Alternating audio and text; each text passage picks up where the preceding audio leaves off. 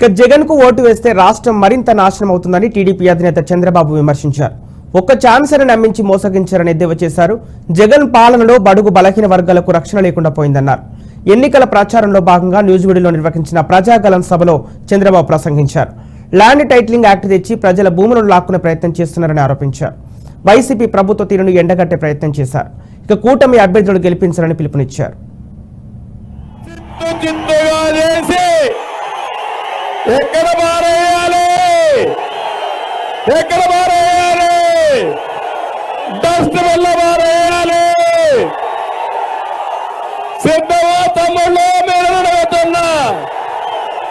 రెడీగా ఉన్నారో అడుగుతున్నా.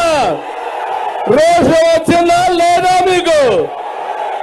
ఇలాంటి వాడు ముఖ్యమంత్రి అయ్యి వారసత్వంగా 1 సెంటు భూమి మా పేదవాళ్ళకి ఇస్తే ఆ సెంటు కూడా ఈయన పేరుతో పెట్టుకుంటాడంట.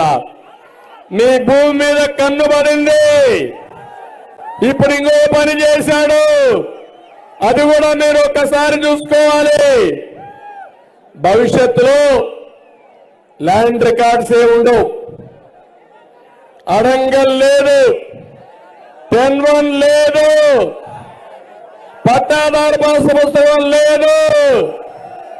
కడాన ఒక జిరాక్స్ కాపీ ఇస్తా అంట ముడ్డి తుడుచుకోవడానికి. అవునా కాదా? జిరాక్స్ కాపీ నాకిచ్చి నా ఆస్తి నువ్వు కొట్టేస్తావా? ఎక్కడ పెట్టారు తెలుసా దీన్ని? అమెరికాలో ఒక బినామీ కంపెనీ క్రిటికల్ రివర్ టెక్నాలజీ అని ఆ కంపెనీ మీ రికార్డు మెయింటైన్ చేస్తుందంట. అది జగన్ కంపెనీ.